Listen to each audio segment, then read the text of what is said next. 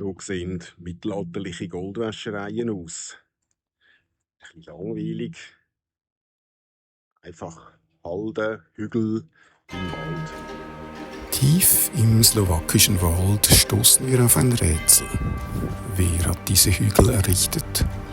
Wann wurde hier Gold gewaschen und wie viel ist noch verborgen? Wir sind 4 Freunde auf der Suche nach Gold und der Wahrheit über die geheimnisvolle Seifengoldgewinnung im Mittelalter. Antworten sind nicht leicht zu finden, doch trotzen wir allen Hindernissen und freuen uns über jede Entdeckung, als wäre sie ein Schatz.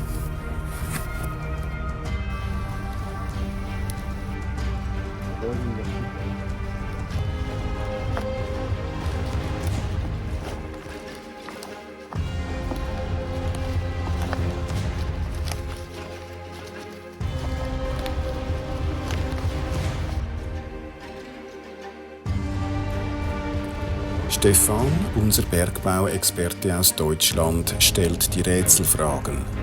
Er hat die Goldfundstellen auf dem digitalen Geländemodell identifiziert. Roberto, der spanische Bergbauingenieur, kann jeden Stein bestimmen und ist Experte für römischen Goldbergbau.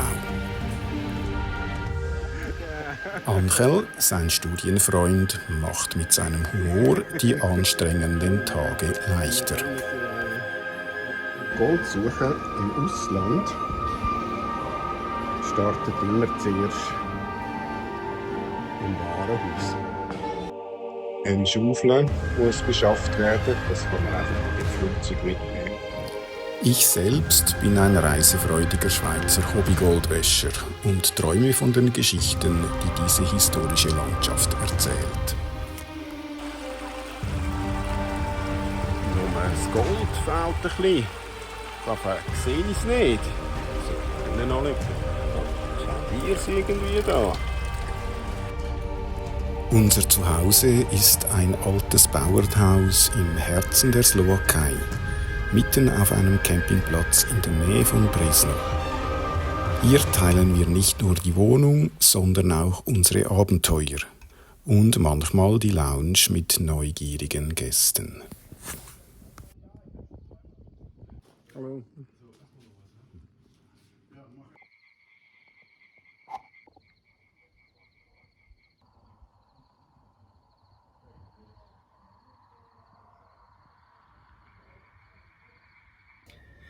Die Slowakei, ein Land im Herzen Europas. 5,4 Millionen Menschen leben hier, umgeben von den endlosen Wäldern der Karpaten. Fast 2/3 des Landes sind Gebirge, 40% von dichten Wäldern bedeckt. Hier streifen noch 1200 Bären durch die Wildnis und die kaum mehr sichtbaren Spuren alter Geheimnisse.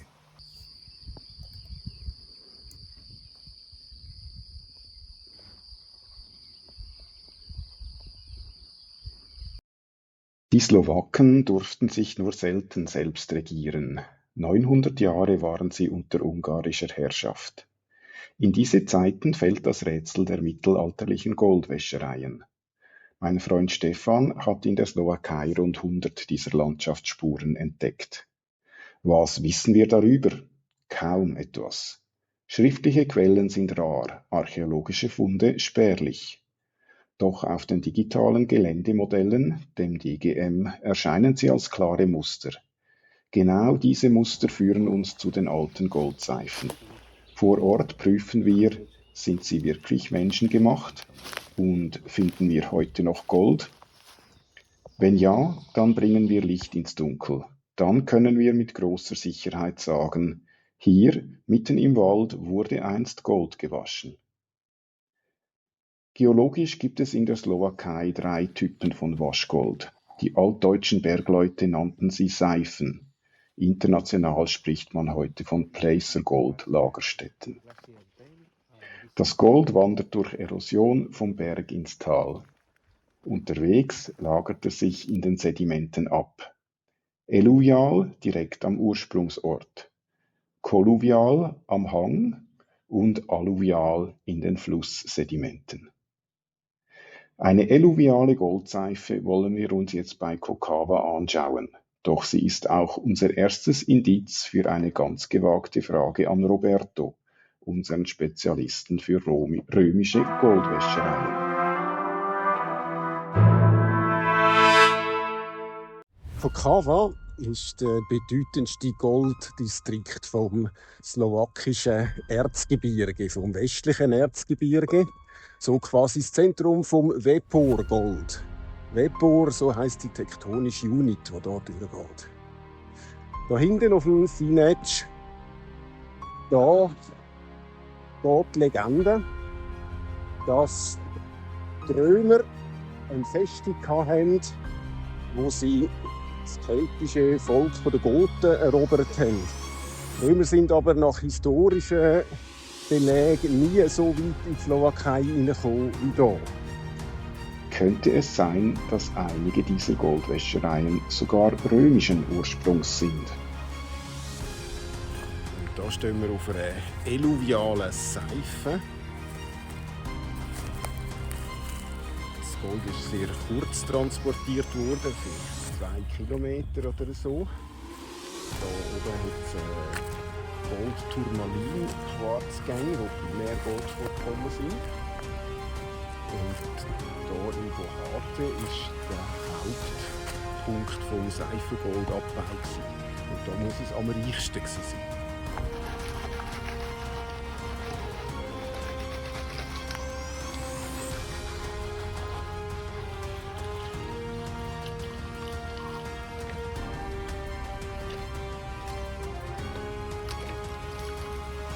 Stefan hat sogar eine Stelle mit anstehendem Gestein gefunden. Dann mal schauen,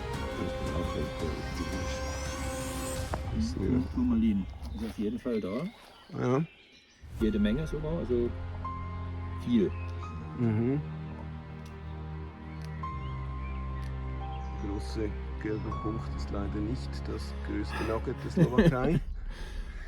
Hält sich zumindest wie Gold in der Pfanne. Ich sehe es nur sehr schlecht. Kein Turmalin, meint Roberto. I think not. Eher Pirit oder sowas. Etwas Metallisches. Also wenn, wäre das sogar großes, relativ großes Gold. Geht noch ein bisschen zu.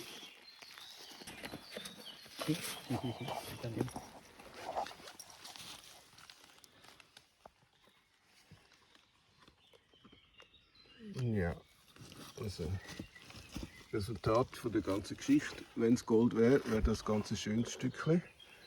Aber wie mit dem Turmalin, wir sind uns da nicht so sicher im Bestimmen. Darum lassen wir das mal offen. Yeah, right. And we're down here now, and this is the mine. Right, yes. Ja, wir sind jetzt 2 Kilometer bergaufwärts der eluvialen Goldseifen, die wir vorher angeschaut haben. Das sieht aus wie der Gang, der da ausgenommen ist. Ne? Ja. Sehr schön. Okay.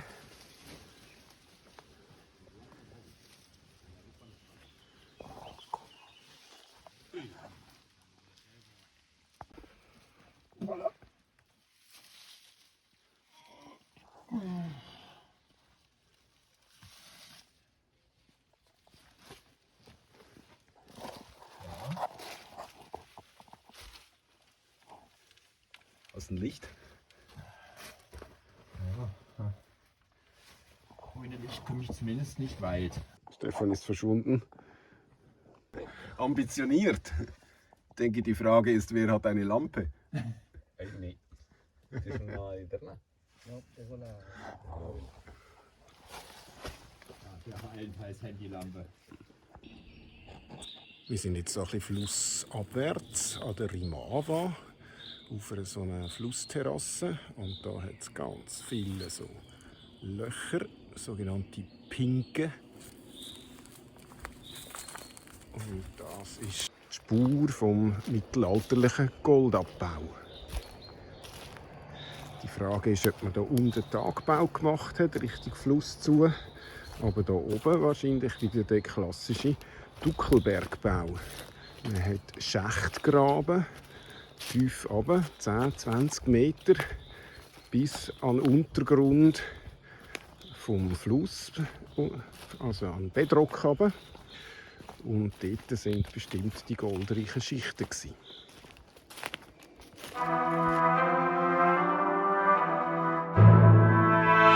Wir sind am Bistri Potok, am Bistri-Bach. Und da hinter uns liegt ein kolluviales Seifengoldvorkommen.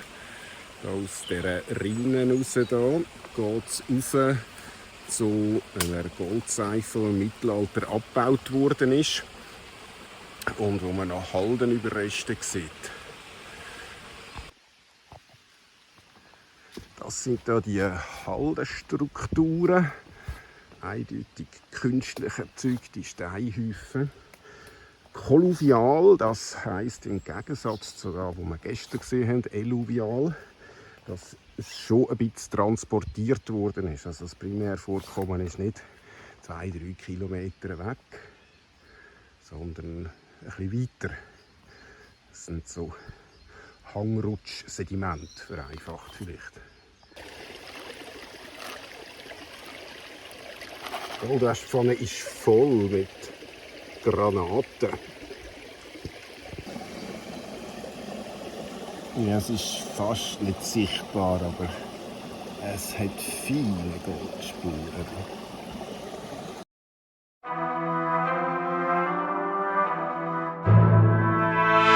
Kremnitz, das goldene Herz der Slowakei. Über 1000 Jahre Bergbaugeschichte haben diese Stadt geprägt. Hier lernen wir, wie tief die Wurzeln des Goldes in einer Region reichen können. Kremnitz war eine der 3 großen deutschen Sprachinseln der Slowakei, das sogenannte Hauerland, ein Schmelztiegel von Kulturen und Wissen. Ab dem Jahr 1000 holte der slawische König die Sachsen als Bergbau-Spezialisten hierher, um das Land zu entwickeln. Vieles ist heute verloren durch die Zeit, Naturgewalten und den Wandel der Geschichte. Wir steigen hinauf zum Sturetz, einem riesigen Einsturztrichter aus dem Spätmittelalter. Und dieser Einbruchtrichter ist ja, ich glaube, schon im 14. Jahrhundert gefallen. Das ist richtig alt. Ja. Und der slowakische Name Sturetz kommt vom Deutschen. Sturz. 1443, nach einem Erdbeben, stürzten hier die Goldbergwerke ein. Eine Katastrophe, die eine 200 Meter tiefe Senke hinterließ und 90 Kumpel das Leben kostete. Das Ereignis war so grausam, dass die Menschen es in eine Sage kleiden mussten, um es zu begreifen. Kremnitz fasziniert mich auch geologisch. Es ist ein Stratovulkan und damit eine epithermale Goldlagerstätte. Vor 15 Millionen Jahren formten Vulkane die Region. Seither verbergen sich hier über 120 Goldgänge mit lokal sehr hohem Goldgehalten. 1329 wurde die Kremnitzer Münzstätte gegründet und produziert heute noch Münzen und Geldstücke für viele Länder, was in einem Museum sehr schön aufgezeigt wird. Für uns ist Kremnitz sichtbare, lebendige Goldgeschichte.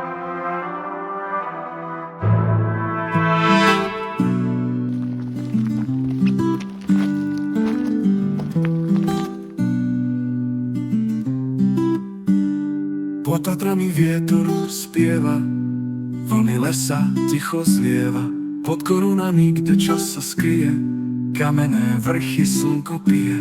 Nižné Tatry domov sú v objatí hôr zpeve borovzem, čo dýcha dávnou piesňou, srdce spojené s jej nehou.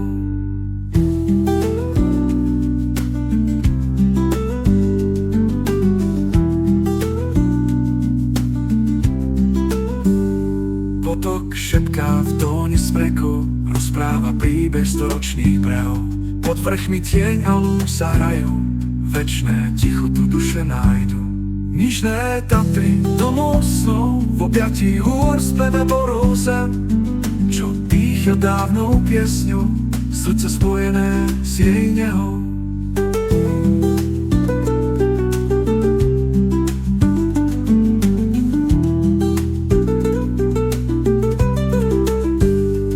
Hory nesú tajné slova, kamenná brána, kde večnosť volá. Stúpať k vrcholom s tichom lesa, nájsť ten pokoj, kde duša plesá. Nižné Tatry domov snov, v objatí hôr speve borosem, čo dýcha dávnou piesňou, srdce spojené. Magurka. Eingebettet in die windigen Höhen der niederen Tatra liegt hier eines der geheimnisvollsten Goldvorkommen der Slowakei. Unser Ausgangspunkt ist die kleine Kirche von Magurka, einst die Zuflucht für die Bergleute. Hier, in der alpinen Vegetation im Herzen der Liptau, lief die Goldgewinnung schon um 1270 auf vollen Touren. Zuerst vermutlich der Seifengoldabbau, dann der Goldbergbau. Noch heute trägt der Wind die Geschichten der Goldsucher durch die Bergwälder. Überall Relikte, Stollen, Mauern, überwachsene Halden. Hier wurde Bergbaugeschichte geschrieben. Später wurde Antimon entdeckt und im 18. Jahrhundert arbeiteten 800 Männer gleichzeitig. Parallel zum Antimon fand man jährlich 20 Kilogramm Gold und 80 Kilogramm Silber. Noch 1917 wurde ein 13 Kilogramm Quarzgoldstück gefunden.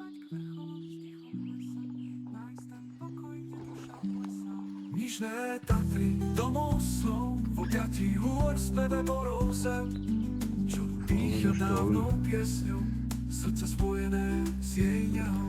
Muss mindestens 50 Jahre her sein. Ja, das reicht nicht. Ne?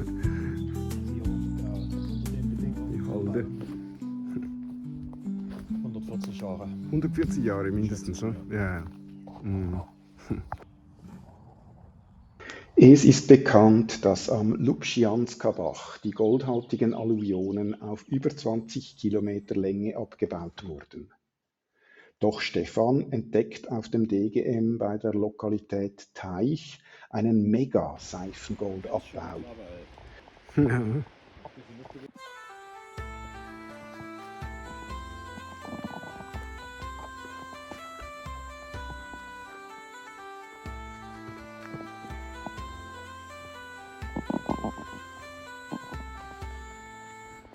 Enorm hoch da.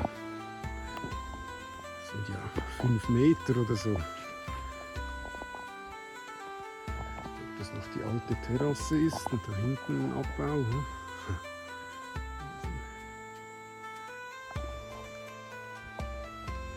Die alluviale Hochterrasse liegt bis 50 Meter über dem Fluss. Vor Ort sind wir beeindruckt. Hier wurde auf 3 Ebenen abgebaut, wohl von unten nach oben in verschiedenen Zeitepochen. Sogar die Überreste einer alten Trockenmauer sind noch zu erkennen. Man kann sich lebhaft vorstellen, wie die Bergleute damals das goldhaltige Sediment von der obersten Terrasse bis zur Talkante schafften. Vielleicht rutschte es dort auf einer hölzernen Bahn oder mittels einem Bremsberg hinab zum Fluss, wo das Gold schließlich aus dem Kies gewaschen wurde.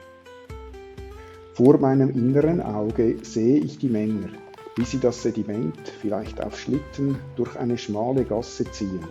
Links und rechts türmen sich die zurückgelassenen Steine aus der älteren Abbauperiode zu Mauern auf. Die Mühe, der Lärm, das Rufen, all das scheint hier noch in der Luft zu liegen.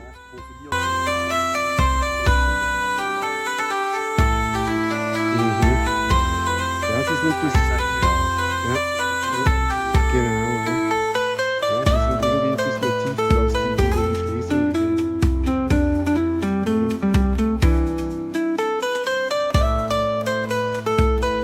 In Magurka, zwischen Wind, Wald und Wasser, spüren wir die Kraft der Geschichte. Magurka zeigt uns, wie nah Glück und Vergänglichkeit beieinander liegen. Für uns vier war dieser Ort ein beeindruckendes Puzzlestück auf der Suche nach dem wahren Wert des Goldes und den Geschichten, die es hinterlässt.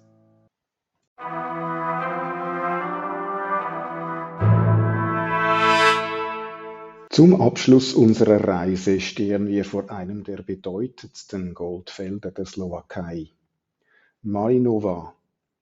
Die Ausdehnung ist gewaltig, mehrere Quadratkilometer terrassenförmige Abbauspuren, die sich wie Narben durch den Wald ziehen.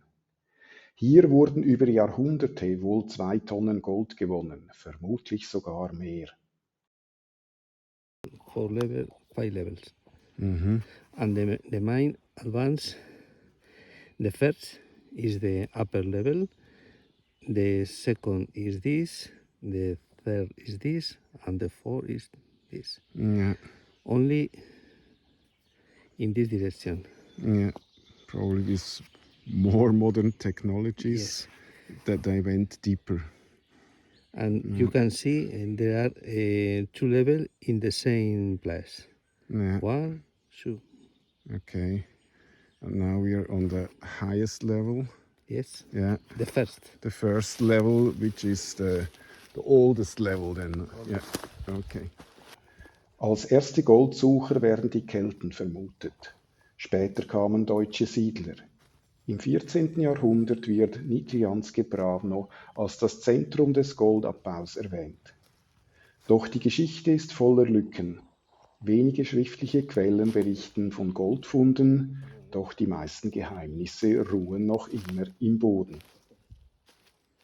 Interessant ist, dass von den Abbaugebieten in den Archiven die Namen gefunden wurden. Pronerfichten, Langer Graben, das Seifental. Sie alle wurden fast vollständig ausgebeutet. Im Durchschnitt muss hier 0,6 Gramm Gold pro Tonne, in Spitzen bis über 3 Gramm gefunden worden sein.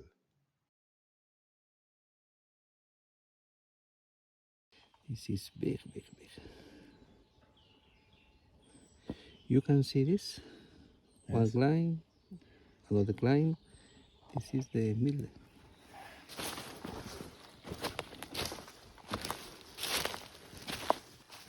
Many rounds. Yeah, this is a dump, yeah.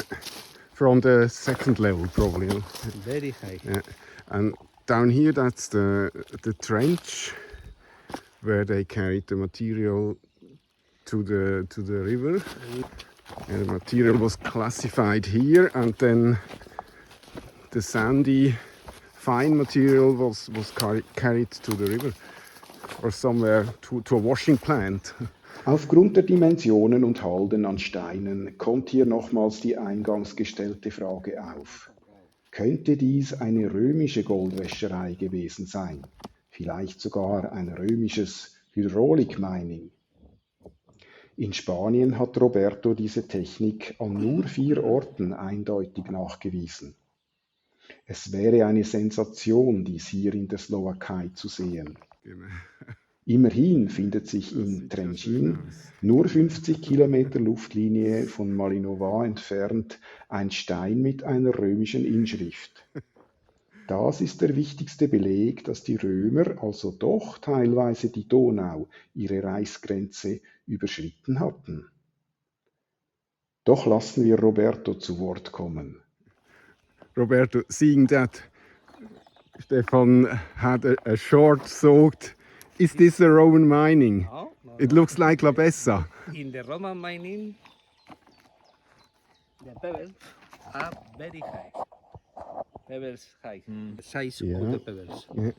In a Roman Swiss, the Mhm. water moved is block. Yeah. Okay. And you also say it cannot be a hydraulic mine. Why are you so sure about that? This is manual manual working in all the terrace, only washing the small material and the rest pebbles in the same place, Okay. no Yeah. transport. You made a calculation about the slope. Only 2%.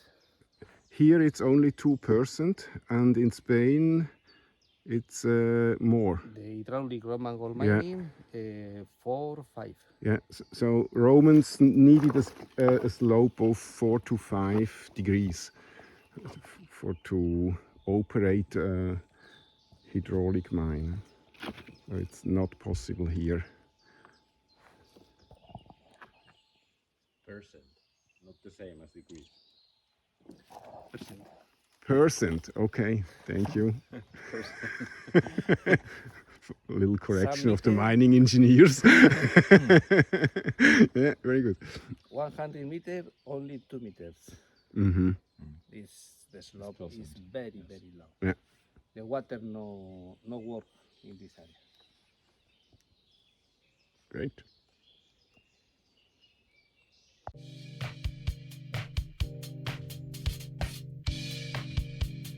Just a fine material. Well, they washed down here, probably. Yeah. Auch wenn der römische Beweis ausbleibt, Malinois bleibt ein Monument menschlicher Ausdauer und Erfindungskraft. Unsere Suche nach der Wahrheit hat uns bis an die Grenzen der Geschichte geführt. Malinois zeigt, wie viele Fragen offen bleiben und wie spannend es ist, ihnen nachzugehen.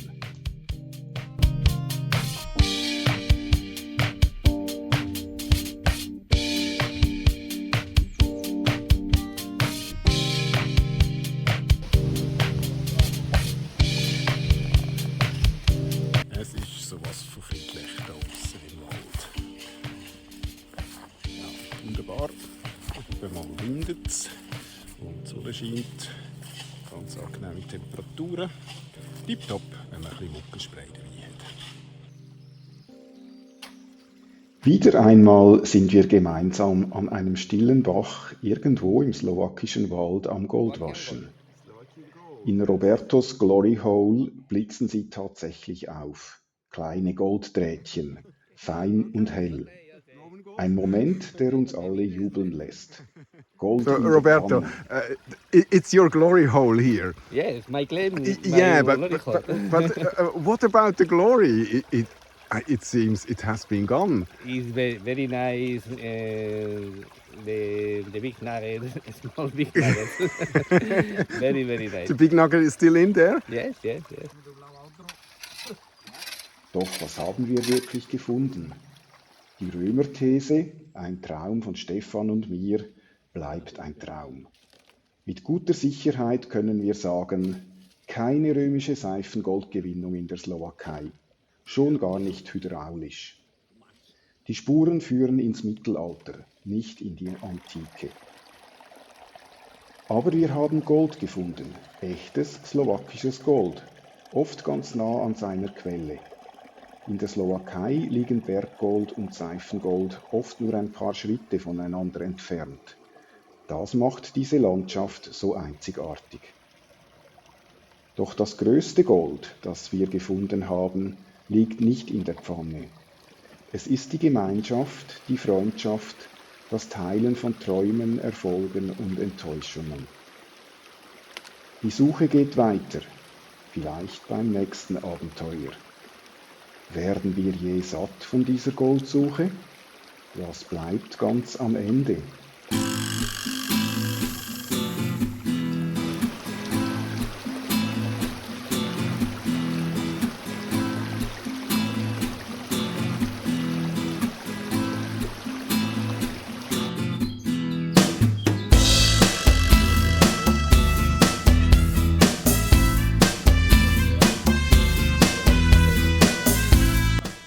Hier in Kosice und denke zurück an Robertos Glory Hole. Glory, Ehre, Anerkennung, Erfolg. Aber wisst ihr was? Echte Ehre und Anerkennung liegt nicht in dem, was wir hier auf der Erde finden. So sehr ich für das Gold begeistert bin. Echte Ehre und Anerkennung, etwas, was dein Herz wirklich satt macht, das habe ich bei Gott gefunden. In der Person von Jesus Christus, der für mich und für euch gestorben und auferstanden ist. Hast du dich schon mal mit Jesus beschäftigt? Er wartet auf dich. Lass dich doch von ihm finden. Er ist es, der dein Herz wirklich erfüllen kann. Seit ich mein Leben Jesus anvertraut habe, weiß ich muss nicht mehr alles selbst im Griff haben. Ich habe mein Leben zurückgegeben an den, der es erschaffen hat. Das klingt vielleicht radikal, aber ich habe erlebt, gerade darin liegt die wahre Freiheit. Jesus kennt mich, meine Träume, meine Schwächen, sogar meine Hobbys und weiß immer, was gerade gut für mich ist. Während ich durch die Handwerkergasse von Kosice schlendere, spüre ich diese Freiheit. Es ist Montagmorgen, die Stadt erwacht langsam und nur ein Laden hat schon offen, der Opal-Shop von Josef Molnar. Übrigens ein Geheimtipp. About gold in Slovakia, in this book describe start to archaeology and finish the championship with the gold panning, for example. So the more of the book is explain about the occurrences and deposits in Slovakia, Yes. gold of Slovakia. Das da ist hingegen weniger toll. Haben wir doch gekauft hier, vor 10 Tagen. Müsste eigentlich gerade sein. Aber mag Goldsuche nicht verleiden. Was meint ihr? Sollen wir mal schauen, ob die Spass verstehen? Gott hat immer wieder Überraschungen für mich parat. Positive wie negative. Bei den Negativen will er vielleicht schauen, ob ich zu ihm stehe. Bei den Positiven, ja, ist zum Beispiel die Slowakei-Reise darunter. Ein super Erlebnis gewesen. Ein bisschen Gold aus der Slowakei, oder jetzt heute Morgen hat er mir noch ein vergriffenes Exemplar von dem Buch Zlatana Slovensko geschenkt. Ja, und mit dieser Schaufel, wie ist jetzt das rausgekommen? Es sind super Leute, nette Leute hier in der Slowakei. Ich musste 10 Minuten müssen erklären, ohne Slowakisch, dass ich eigentlich nur gerne eine Aufnahme von ihnen hätte, aber gar kein Geld will für die Schaufel. Sie haben mir 10 Minuten lang das Geld zurückgeben oder ich könnte doch etwas anderes mitnehmen aus dem Laden für 14 €. Ich wollte es nicht wollen und irgendwann haben sie dann verstanden, dass ich nur die Erlaubnis zum Filmen will und die haben es mir nicht gegeben. Also respektieren wir das, dann laufen wir halt miteinander durch das slowakische Einkaufszentrum und freuen uns auf die nächste Überraschung, die Gott wieder zur Verfügung hat. Vielleicht ist es wieder mal Goldreise, wer weiß, wäre natürlich super cool. Vielleicht ist es einfach ein Video wieder mit euch. Ich würde mich extrem freuen. Tschüss zusammen!